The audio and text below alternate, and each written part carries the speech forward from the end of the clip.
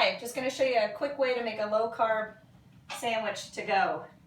I'm going to take some eggplant hummus on the bottom of a collard green. This is acting as my wrap. I find that lettuce wraps tear a little too easily, and a collard is a nice plain flavor.